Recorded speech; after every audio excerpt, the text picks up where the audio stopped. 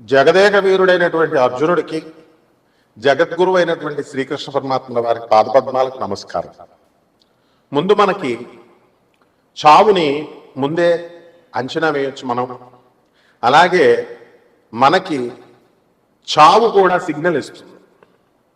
దాన్ని మనం గ్రహించగలిగేటటువంటి కెపాసిటీ మనం పెంచుకోవాలి. దానికోసమే ఈ మెడిటేషన్లు, ఈ పూజలు, పునస్కారాలన్నీ. ఇప్పుడు ఒక వ్యక్తి ఉంటాడు, తెగ పూజలు చేస్తున్నాడు, మోక్షం వచ్చేస్తుంది అంటారు. మోక్షం ఏంటి? మోక్షం ఏంటి? దాని డెఫినేషన్ ఏంటి అసలు? స్వామీజీలందరూ వెళ్ళి నాకు ఇల్లు కావాలని అడిగామనుకో, వాళ్ళు ఏమంటారు? వాడు ఇల్లులు కట్టుకుంటాడు. మంత్రగాళ్ళు వీళ్ళు వాళ్ళు ఇల్లులు కట్టుకుంటారు, కానీ మీకు ఇల్లునిచ్చే కెపాసిటీ వాళ్ళకు ఉంటుందా? ఉండదు. అందువల్ల వాళ్ళు ఏం చేస్తారంటే టాపిక్ని డైవర్ట్ చేయడం కోసం పరమాత్మ ఉన్నాడు, మోక్షం కోసం సాధన చేయి, ఇలా డైవర్ట్ చేస్తారు. కాబట్టి మనము జన్మ ఎత్తిన తర్వాత మనకి ఆటోమేటిక్గా మన సాధన మనకి తెలుసు. అదే రమణ మహర్షుల వారు చెప్తారు. భగవాన్ రమణ మహర్షుల వారు తిరునావెల్లిలో ఆయన ఏం చెప్తారంటే, నిన్ను నువ్వు తెలుసుకో అంతే. నిన్ను నువ్వు తెలుసుకున్నావంటే నువ్వు ఎక్కడి నుంచి పుట్టావు, నువ్వు ఇప్పుడు జీవితం జీవిస్తున్నావు, ఎక్కడ చచ్చిన తర్వాత ఎక్కడో పోతున్నావు, దట్స్ ఆల్, మ్యాటర్ క్లోజ్. ఈ ప్రపంచం అంతా నీ వెనక వస్తుంది అంటారు. ఆయన 5వ క్లాస్ చదువుకున్నాడు, అందగాడు కాదు. అయినా సరే ఇప్పటికి కూడా కొన్ని లక్షల మంది విదేశీ భక్తులతో సహా ఎందుకు వెళ్తున్నారు అరుణాచలం? మన రమణ మహర్షి, భగవాన్ రమణ మహర్షుల వారి దర్శనం కోసం. నిజమైన యోగులు ఇలా చెప్తారనమాట. మిగతా వాళ్ళంతా డూప్లికేట్ బాబాలు, డూప్లికేట్ స్వామీజీలు, డూప్లికేట్ మంత్రగాళ్ళు. వీళ్ళు చెప్పేది ఏంటంటే సాధన చేసుకో, మోక్షం వస్తుంది. ఎవరికి కావాలి నీ మోక్షం, ఎవరికి కావాలి నీ సాధన అని అడిగేటటువంటి దమ్ము, ధైర్యం, వివేకత ఈ చెత్త ప్రజలకు ఉండదన్నమాట. కాబట్టి మీకు చావు సిగ్నల్ ఇస్తుంది. అది పురాణాల్లో చెప్పబడింది. ఏ అధ్యాయాల్లో, ఎక్కడ, ఏ పురాణంలో ఉందో కావలసినటువంటి వాడిని నన్ను అడగొచ్చు, నిర్మోహటంగా చెప్తాను. తల్లిదండ్రులకి దూరంగా వెళ్ళిపోతున్నారనుకో, వాళ్ళకి చావు అతి త్వరలో ఉంది అని అర్థం. అంటే పిల్లల్ని బాగా, అంటే అందరూ చూసుకుంటారు, విపరీతంగా చూసుకుంటారు, చూసావు చాలా మంది బాగా. అటువంటి వాళ్ళకి చావు దగ్గరగా ఉంది అనేది ఒక సిగ్నల్. ఎందువలన? Too much is too bad అన్న. ఈ ఎక్కువ ఎవరైతే అటాచ్ అయి ఉంటారో వాళ్ళకి దీపం ఉంటుంది చూసారా, ఆరిపోయే ముందు దీపం చాలా పెద్దగా వెలుగుతారు అనమాట, ఎక్కువ వెలుగునిస్తుంది, టపక్మని ఆరిపోతుంది. అంటే మళ్ళీ నేను రాలేను, మళ్ళీ నేను భార్యా పిల్లల్ని చూడలేను అని ఎన్నో రోజుల చచ్చిపోయిన తర్వాత ఆ చూపించే ప్రేమ ఇప్పుడు చూపించేస్తాడు భార్యా పిల్లల మీద. అలాగే తల్లిదండ్రులకు దూరంగా ఎందుకు వెళ్తాడంటే, చిన్న పిల్లాడిని మనం కనుక చూసుకున్నట్లయితే ఆ పిల్లోడిని వదిలి, తల్లిని వదిలి ఆ పిల్లోడు ఉండలేడు చిన్నప్పుడు. మన అందరం కూడా అలా ఒక 2-3 ఇయర్స్ ఉండలేము. ఆ తర్వాత ఏం చేస్తాం? స్లోగా డిటాచ్మెంట్ స్టార్ట్ అవుతుంది. పెళ్ళి అయ్యేసరికి తల్లిదండ్రులను మనం మర్చిపోతూ స్లోగా వస్తాం. అండ్ మన మరణం దగ్గరికి వచ్చినప్పుడు తల్లిదండ్రులను దూరంగా వదిలేస్తాం. ఎందుకంటే అది తట్టుకోలేనటువంటిది తల్లి ఒక్కతే. అలాగే మన తల్లి కనుక ఎవరికైనా సరే అనారోగ్యం చేస్తే ఇమీడియట్ మనం క్యాచ్ చేయగలుగుతాం. ఒక 4 రోజుల తర్వాత మనం మంచాన్ని పడతాం.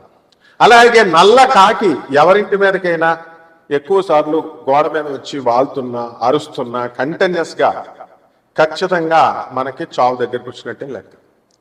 అలాగే శని, ప్రేతాత్మ, ఈ యొక్క ఈ ఆత్మలన్నీ కూడా పితృదేవత అనమాట ఈ యొక్క కాకి. అలాగే గొడ్లగోప ఇంట్లోకి వచ్చింది అనుకోండి, గ్యారంటీగా ఇంటి యజమాని మీరే పోతారు, మెయిన్ పర్సన్ పోతాడు, సంపాదించేవాడు పోతాడు. అది గొడ్లగోప వస్తే. అలాగే తీతువు పెట్ట అడిస్తే ఫ్యామిలీ పోతారు. యాక్సిడెంట్లో చూడండి, చాలాసార్లు ఒక పెళ్లికి వెళుతూ యాక్సిడెంట్ అవుతుంది. ఎందుకని మనం చాలా పెద్ద గొప్పోళ్ళుగా, చాలా ధైర్యస్తులుగా, మనమే చాలా మేధావులుగా ఫీల్ అయిపోతుంటాం. గట్టిగా జ్వరం వస్తే అమ్మే అంటాం ఒక 10 నిమిషాలకే. అదే మంచి బలంగా ఉంటే దేవుడున్నాడా ఏంటండి. మొన్న ఈ మధ్యన కర్ణాటక చెందినటువంటి ఒక వ్యక్తి గురించి, అరే మంత్రాలు లేవు, యంత్రాలు లేవు, భాగేశ్వర్ ధామ్ అని ఒకటి ఉంటుంది, కరోలీ సర్కార్ అని ఉంటాడు. వాడికి బుద్ధి లేదు, చీఫ్ మినిస్టర్లకు బుద్ధి లేదు, ముందు ఎమ్మెల్యేలకు బుద్ధి లేదు, ఎంపీలకు బుద్ధి లేదు. వీళ్ళంతా దేవుణ్ణి వదిలేసి వీళ్ళ దగ్గరికి వెళ్తున్నారనమాట. వీళ్ళే దేవుళ్ళని వీళ్ళ ప్రచారం చేయడం వల్ల, వీళ్ళ దగ్గరికి వెళ్ళడం వల్ల వాళ్ళు నిజంగా దేవుళ్ళ ఫీల్ అయిపోతున్నారు. కాబట్టి అందులో ఎంతో మంచిగా అలాంటివి నడవకూడదురా. ఫోన్ నెంబర్ చూసి పేర్లు చెప్తే ఏంటి లాభం, నీకేంటి లాభం? ఫోన్ నెంబర్ చూసి చెప్తే నీకేమైనా ఇల్లు వస్తుందా, జాబ్ వస్తుందా? లేకపోతే ఫోన్ నెంబర్ అవన్నీ జరిగిపోయినాయి. ఫోన్ నెంబర్ ఇచ్చిన తర్వాత ఆధార్ కార్డుని తీసుకుంటారు వాళ్ళు అనఫిషియల్గా. శివోహం అనేటటువంటి ప్రోగ్రాంలో ఒక వ్యక్తి యొక్క ఇలాంటి లీలలన్నీ బయట 5 నెలల ముందు బయటపడ్డాయి. 5 నెలలే జాగింది వాళ్ళ వ్యాపారం. ఫోన్ నెంబర్ చూసి చెప్పేస్తాడు, పేర్లు, ఫ్యామిలీ మెంబర్స్ అన్నీ కూడా ఆధార్ కార్డులో ఉన్నవన్నీ. There will be a network. కాబట్టి బాగేశ్వర్ ధాంలో ఒకడు ఉంటాడు వాడు. వీళ్ళందరికీ ఏంటంటే చదువులు తక్కువ, అడవులు ఎక్కువ. నిజంగా చదువుకున్నటువంటి వాడు ఎప్పుడు కూడా ఒక వినయంగా, ఒక పద్ధతిలో, ఒక సాధనలో వెళ్తాడు. వీళ్ళంతా ఏంటంటే వీళ్ళ అన్ని దేవుళ్ళగా బిల్డప్లు తింటే వెనకాల ఉన్నటువంటి వాళ్ళంతా కూడా రెచ్చగొడుతూ ఉంటారు. వీళ్ళు చేస్తారనమాట వాళ్ళ దేవుడు. వాళ్ళ తప్పుడు కాదు. కరోలీ సర్కార్ అని ఒకడు ఉంటాడు, వాడొకడు యూపీలో. ఇలా చాలా మంది ఉన్నారనమాట. కాబట్టి ఇటువంటి వాళ్ళ స్పీచ్లు ఎక్కువ విన్నా కూడా అయోగ్యుల స్పీచ్లు, అనర్హుల స్పీచ్లు, వాళ్ళతో సహవాసం, ఇవన్నీ కూడా చేసినటువంటి వాడికి అతి త్వరలో మరణం ఉంది అని శాస్త్రాలు క్లియర్గా చెప్తున్నాయి. ఎందువల్లంటే దొంగోడితో పోలీసు వాడు నువ్వు తిరుగుతుంటే పోలీసు వాళ్ళు ఈ రోజు కాకపోయినా త్వరలో పట్టేస్తారు. అలాగే అదృష్టహీనులతో నువ్వు తిరుగుతున్నప్పుడు తప్పకుండా ఆ దురదృష్టం నేను పట్టుకుంటుంది. అయోగ్యులు, అశాస్త్రీయ విధానంతో, తర్వాత ఈ యొక్క అవైదిక విధానాలతో ఎవరైతే ప్రచారం చేస్తుంటారో వాళ్ళకి ప్రోత్సహించినటువంటి వాళ్ళు, వాళ్ళతో తిరుగుతున్నటువంటి వాళ్ళు, వీళ్ళందరికీ మృత్యువు దగ్గరగా ఉంది అని. మృత్యువు వచ్చిన తర్వాత అర్థమవుతుంది, ముందేమో అర్థమవుతుంది. మంచిలు చెప్పే వాళ్ళకి ఏమీ కాదు. కాబట్టి ఈ తీతూ పిట్ట అర్జునుడే స్వయంగా చెప్తాడు, కృష్ణ ఈ రోజున తీతూ పిట్ట కనబడింది అంటే ఆ రోజే ఉప పాండవులందరినీ చంపేస్తారనమాట. ఎవరు? అశ్వత్థామ. ఈ విధంగా మనకి ఈ కొన్ని చిహ్నాలు ఉన్నాయి. మరి అవన్నీ కూడా తెలుసుకోవాలి అంటే వినయం ఉండాలా. మీకు ఏమైనా అచ్చున్నాం నేను చెప్పడానికి? మా గురువుకి శుశ్రూష చేయాలి. శుశ్రూష చేస్తే కొద్దిగా చెప్తారు. అంతేగాని గురువు ఒక ప్రొఫెసర్ చెప్తుంటే ఎవర్రా మీరు అంతా అసలు నాకు చెప్తారు, కామెంట్స్ పెడతారు, స్టూపిడ్ ఫెలోస్. ఎప్పుడైనా సరే, ఎవడైనా సరే క్లాస్ రూమ్ ఇది, వినాలి, విని నేర్చుకోవాలి. లేకపోతే మృత్యువు కబలంలోకి వెళ్ళిపోతాం అంతే. మృత్యువు యొక్క కబలంలోకి వెళ్ళిపోయినప్పుడు, ఆ ముఖంలోకి వెళ్ళిపోయినప్పుడు నిన్ను రక్షించేవాడు గురువు.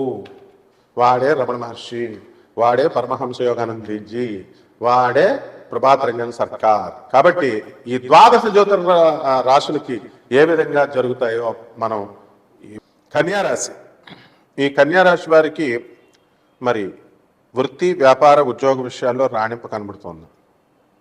భాగ్యంలో ఉన్నటువంటి గురుడు దశమంలోకి వస్తున్నాడు. ధార్మికమైనటువంటి ఆచారాలు కనబడతాయి. ఈ గురుడు పోతూ పోతూ మనకి ఒక మహా మేలు చేస్తాడు. ఏమిట్రా మేలు అంటే, మీకు ఒక మంచి స్నేహితుడిని ఇస్తాడు. ఆ తర్వాత ఈ కన్యారాశి వాళ్ళంతా కూడా ఆడవాళ్ళు, ముఖ్యంగా అత్తగారిని, ఆడపడుచుల్ని ఓ పక్క తిట్టుకుంటూ ఉంటారు, మళ్ళీ ఓ పక్క వాళ్ళతో కలిసి ట్రావెల్ చేస్తూ ఉంటారు. కాబట్టి ఇవన్నీ కూడా స్టాండర్డ్ అయినటువంటి విషయాలు కాదనమాట. కొత్త ఆలోచనలు మీకు పుడుతూ ఉంటాయి. చావు గురించి మీకు భయం పట్టుకుంటుంది. ఎందువలన మనకి ఈ యొక్క రాహుగ్రహ ప్రభావము, దానివల్ల ఇలా అనిపిస్తుంటుంది. మీకు రోజు కొన్ని కళలు వస్తూ ఉంటాయి. ఆ కళల్లో ప్రతిరోజు వరుసలో కనుక ఒక కాకి 3 రోజులు వస్తే చాలు, బయట 6 రోజులు కనబడాలా. 6 రోజులు కాకరుపు కంటిన్యూస్గా, కళలో 3 రోజులు వరుసలో కనుక వచ్చినట్లయితే మీరు మృత్యుముఖంలోకి వెళ్ళిపోతున్నారు అని మనం తలుచుకోవాలి. తర్వాత మాకు జీతబత్యాలు పెరగట్లేదండి, మేము ముందుకు వెళ్ళలేకపోతున్నామండి అనుకునేటటువంటి వాళ్ళంతా కూడా ముందుకు వెళ్ళగలుగుతారు. సంతానంకి సంబంధించి మీకు చక్కగా అనేకమైనటువంటి చికాకులు వస్తాయి. ఆ చికాకుల్ని మీరు సమర్థవంతంగా పరిష్కరించుకుంటారు. మీకు ఈ నెలలో జ్వరాలు, జలుబు, మెయిన్గా లంగ్స్ ఇన్ఫెక్షన్ ఇందులో రావడానికి అవకాశాలు ఉంటాయి. కాబట్టి ఈ ఎట్టి పరిస్థితుల్లో కూడా ఈ కన్యారాశి వారు మహిళల జోలికి వెళ్ళకూడదు. మహిళల జోలికి కనుక వెళ్ళినా, మహిళతో మీరు ఏదైనా సరే మీరు అసభ్యంగా ప్రవర్తించినా మీ అందరి మీద కూడా ఈ కన్యారాశి వారు మరి కేసులు పెట్టడానికి అవకాశాలు ఉంటాయి. అలాగే ఈ కన్యారాశి వారికి మనము వృద్ధులు కళ్ళు కనపడడం లేదనో, లేకపోతే నా కాళ్ళు సరిగ్గా నడవడం రాలేదనో మీ తల్లిదండ్రులు మిమ్మల్ని తీసుకెళ్ళమంటారు హాస్పిటల్కి. మీరు నెగ్లెక్ట్ చేశారనుకోండి, మరి మీకు చావుకు దగ్గరగా వెళ్ళిపోతున్నట్టే లెక్క మీరు. కాబట్టి ఇవన్నీ కూడా ఏదో సరదాగా చెప్పేవి కాదు. నాసా రిపోర్ట్స్ ఆధారంగా మీ వ్యక్తిగత జాతకాన్ని అంతటినీ కూడా పరిశీలించి చెప్తాం. నాన్ కమర్షియల్ ఆస్పెక్ట్తో మేము చెప్పడం జరుగుతుంది. కాబట్టి మీరు ఏం భయపడాల్సినటువంటి అవసరం లేదు. కాబట్టి కన్యారాశి వారంతా కూడా మీ వ్యక్తిగత జాతకాల కోసం నన్ను సంప్రదించవచ్చు. ఈ కన్యారాశి వారు కొత్త కొత్త వస్తువులు ఈ నెలలో కొంటారు. ఇల్లు లేనటువంటి వాళ్ళు ఇల్లు కొంటారు, స్థలాలు లేనటువంటి వాళ్ళు స్థలాలు కొంటారు. ఆ విధంగా మీరు ఎక్కడికో వెళ్ళిపోతారు ఈ కన్యారాశి వాళ్ళు.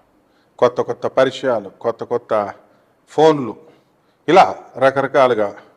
కాబట్టి కోర్టు కేసుల్లో ఉన్నటువంటి కన్యారాశి వాళ్ళు ఎవరైతే ఉన్నారో అటువంటి వాళ్ళ కేసులన్నీ కూడా మీకు ఒక దారికి వస్తాయి. భార్యాభర్తల మధ్య గొడవలు నడుస్తున్నటువంటి వాళ్ళు, వీళ్ళు ఇంకా అలాగే ఉంటాయి. వేరే గదిలో మీరు, ఇంకొక గదిలో వాళ్ళు, ఈ రకంగా ఉంటారు. కాబట్టి ఈ యొక్క కన్యారాశి వారికి జన్మంలో కేతువు, ఆ తర్వాత వ్యయస్థితిగతుడైనటువంటి కేతువు మీకు అనేకమైనటువంటి మార్పులు తీసుకొస్తాయి. విదేశాల్లో మీకు చక్కటి స్థానాన్ని కల్పిస్తాయి. భూత ప్రేత పిశాచాల పట్ల కాస్త భయము, మరి చక్కగా ముందుకు వెళ్తారు. నరదృష్టి, నరఘోళ ఇవన్నీ కూడా మాకు తగిలాయేమో అనేటటువంటి భావనతో మీరు ఉంటారు. అవన్నీ మీకు ఏది భావన వస్తే అది కరెక్ట్ అనమాట. అందులో ఏ విధమైన డౌటు లేదు. ఈ కన్యారాశి వారికి చక్కగా మనకి పరిహారాలు ఏం చేసుకోవాలండి అని అంటే, ఈ కన్యారాశి వారికి మనకి రాహు జపం చేసుకోండి, రాహు స్తోత్రాలు చదువుకోండి.